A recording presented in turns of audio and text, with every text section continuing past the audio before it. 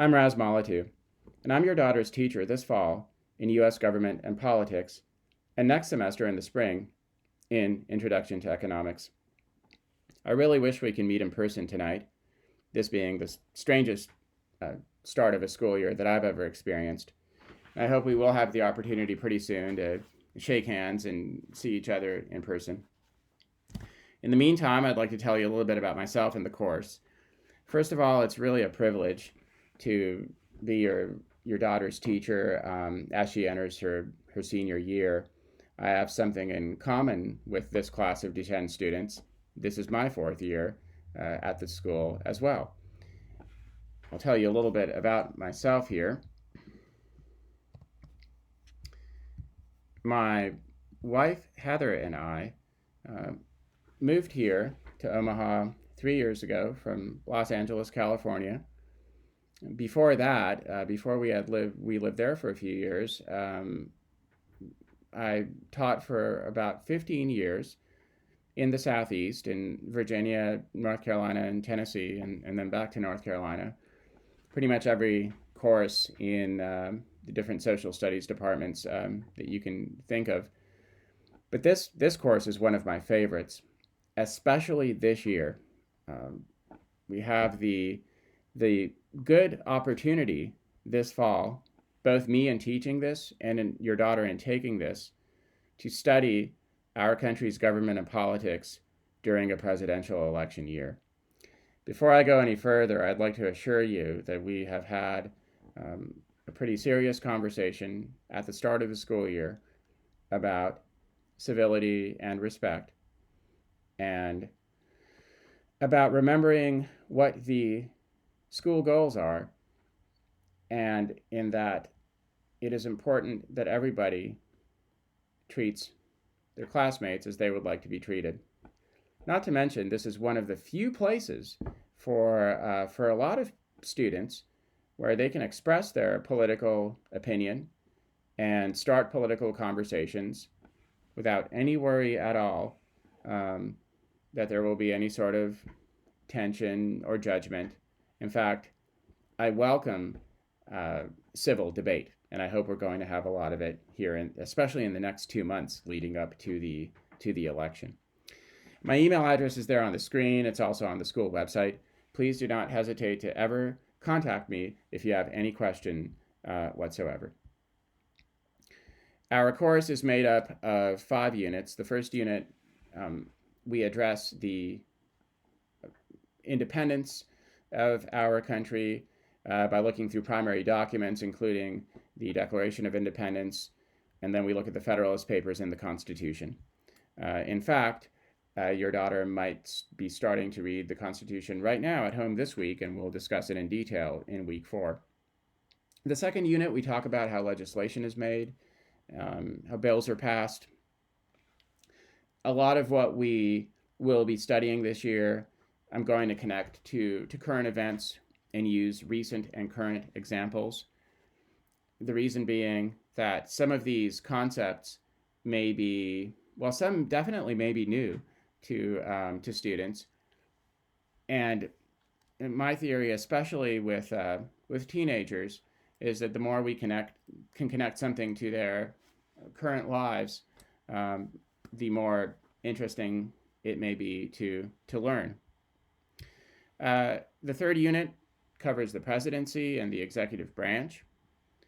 The fourth unit is really interesting, where we begin with the Bill of Rights and then go into landmark Supreme Court cases. And we're going to study several decisions in depth. The students really enjoy that usually. And then the fifth unit, which covers elections and voting and ideology, culminates in a mock class presidential election, where a few students will run as candidates for president, and they'll have a campaign manager. Some students will be part of a media team, others will be pollsters, and we will have a mock debate in front of the whole class, almost kind of like a town hall debate, and then we will actually have a class election with paper ballots in a shoebox, in a voting booth, so to speak. A lot of fun, and it really kind of puts the students in the in the heart of it, I guess you might say. The course objectives, of course, continue on with what's in the syllabus. Really, the main objective is what does it take to be a good citizen, and why and why it is important to know about the history of our country's government and politics, and understand how the government works in order to be able to fully participate as a citizen. The skills objectives are a continuation of what your daughter has uh, uh, looked into in all of her history courses. With one exception this year is that our department has decided to introduce students to the Chicago citation format, also known as the Turabian format. The point of that is that by the time that your daughter graduates from Duchesne and heads off to college, she will have been exposed to the three main citation formats that she may or may not have to use in college. Of course, writing is going to remain a heavy and important component of this course, as it has been in previous courses.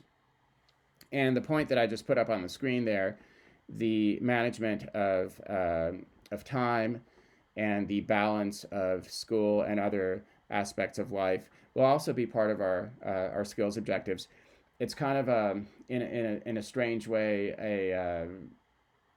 an unusual opportunity this fall because of our hybrid system, in that inadvertently your daughter in some ways will feel will get to see what it's like to be in college to a degree, because she is only in school physically 2 days a week, and then is out of the building 5 days a week.